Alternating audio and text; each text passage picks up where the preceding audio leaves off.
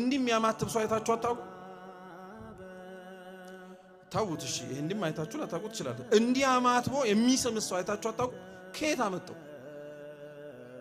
እውነቱን ልንገራችሁ በምዕራባውያኑ በተለይ በካቶሊካውያኑ ዘንድ ሲደረግ ያየ ነው። በተለይ ወንዶች ደግሞ አልያም ሴቶች ደግሞ ኳስ የሚያየው ሰው ነው እንደዛ የሚያደርገው። ተጫዋቾቹ ሲገቡ ሜዳውን ነክተው በስመ አብ ወወልድ ወመንፈስ ቅዱስ ብለው ሲስሙ ስላየ ምክንያቱንም ማያውቀውም እኮ ለምን እንደምትስመው ተብሎ ሲጠየቅ እንደ መስቀሉና እንደ የምስመው ምንድነው ጸብህ ምናምን ይላል። አይደለም ስናማትብ ያየነው አባውም አማትቡ ብሎ ያስተማሩን እንደዛ አይደል። ሲጀመር ሁሉም የሚያማትብበት የተለያየ ምክንያት አለ። በነገራችን ካቶሊካውያን እጃቸውን ዘርግተው እንዲህ ብለው የሚያማትቡበት ከብዙ ምክንያቶቻቸው አንዱ እግዚአብሔር በሁሉም ቦታ ስላለ ነው ይላሉ። እጃቸውን እንደሚዘረጉት ማለት ነው። ሌሎች የላቲን ካቶሊኮች ደግሞ እጃቸውን እንዲህ አድርገው ነው የሚያማትቡት። በዚህኛው ጣታቸውና በጠቋሚ ጣታቸው እንዲያመሳቅለው ማለት ነው።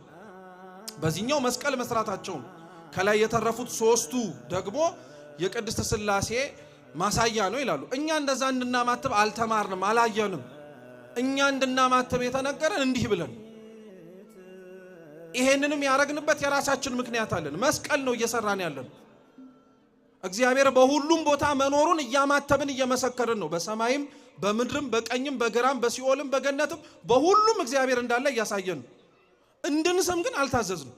እያልኳችሁ ያለውት እንደ ልምድ ይዘናቸው የምናረግበትን ምክንያት የማናውቃቸው ብዙ ነገሮች አሉ። ይሄ መስተካከል አለበት። በነገራችን ወደ ትምህርታችን ግን ልመልሳችሁ ብቻ እና ያ ፈሪሳዊ ስለ እግዚአብሔር በእግዚአብሔር ፊት ጸሎት ሲጸልይ እንዲህ ብሎ ነበር የሚጸልየው። በቃ ስለ ጽድቁ ያወራል፣ ስለምኑ ያወራል። በመጨረሻም አጠገቡ ቆሞ ስላየው ቀራጭ ደግሞ ተመለከተና እንዲህ ቀራጭ ስላላረከኝ አመሰግንሃለሁ አለ።